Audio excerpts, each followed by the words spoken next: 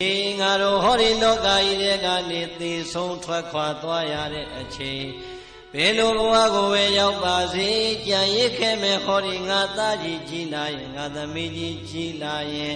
ကွယ်လွန်သွားတဲ့ငါတို့ကိုရည်မှန်းပြီးတော့ဒါနာကုသိုလ်တွေပြုလိမ့်မယ်သီလကုသိုလ်တွေဆောက်တည်လိမ့်မယ်ဘာဝနာကုသိုလ်တွေပွားများလိမ့်မယ်သူတို့ရတဲ့ဒါနာသီလဘာဝနာကုသိုလ်တွေပြုပြီးသွားတိုင်းမှာဖြင့်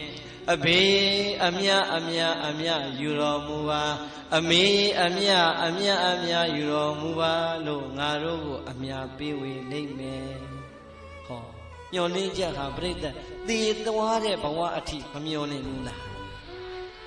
လူသားတယောက်ဒီဘဝကနေပြုတ်သွားပြီးသေဆုံးသွားပြီဆိုရင်ပြိတ္တဂတိ၅ပါးရှိတယ်လူဖြစ်ရင်ဖြစ်မဖြစ်ရင်နတ်ဖြစ်အဲ့ဒီကောင်းတဲ့နတ်ဘဝမဖြစ်ဘူးဆိုရင်ငရဲဖြစ်မဖြစ်ရင်တိရစ္ဆာန်ဖြစ်ကဲ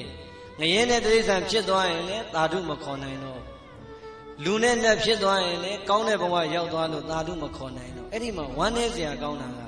သေဂာနီးဆဲဆဲလေးမှာသာသမီဆွေမျိုးပစ္စည်းဥစ္စာအရာရာတစ်ခုခုကိုနှောင်ဖွဲပြီးတော့တန်ရောစင်နဲ့သေသွားရင်မကျွတ်လွတ်တဲ့ပြိတ္တာကြီးဆိုပြီးတော့ကိုယ်အနီးနားမှာပြန်ဖြစ်တတ်တယ်ဟုတ်လားဒီတော့တန်ရောစင်တမြင်နဲ့မကျွတ်မလွတ်တဲ့ပြိတ္တာကြီးဘဝများအမေနဲ့အဖေအကယ်၍များရောက်ခဲ့မယ်ဆိုရင်မသေးခင်ကိုနိုးကြိုးတိုက်ကျွေးတဲ့လူမမဲအရွယ်လေးတွေကမျောလင်းထားတဲ့အတိုင်းငါသားလေးကဘယ်အချိန်များအများဝေမလဲငါသမီးလေးကဘယ်အချိန်မှအများဝေမလဲလို့အမေတို့အဖေတို့များတမလွန်ဘဝပြိတ္တာကြီးဘဝကစောင့်မျှော်နေကြမယ်ဆိုရင်ကဲ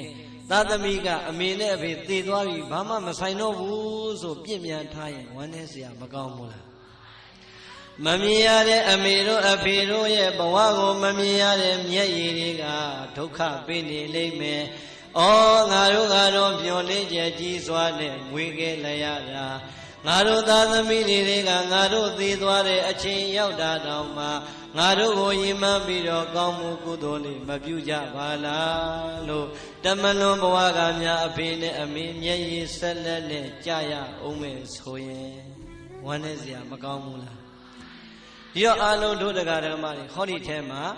အဖေနဲ့အမေနှစ်ယောက်လုံးရှိသေးတဲ့ပုဂ္ဂိုလ်တွေလည်းပါရင်ပါမယ်ဒါမှမဟုတ်ရင်အဖေသေဆုံးသွားပြီးတော့အမေသာကြံခဲ့တဲ့ပုဂ္ဂိုလ်တွေလည်းပါရင်ပါမယ်ဒါမှမဟုတ်ရင်အမေသေဆုံးပြီးတော့အဖေသာကြံခဲ့တော့တဲ့ပုဂ္ဂိုလ်တွေလည်းပါရင်ပါမယ်အေးနောက်ဆုံးမိဘနှစ်ပါးလုံးသေဆုံးသွားတဲ့ပုဂ္ဂိုလ်တွေလည်းပါနိုင်တယ်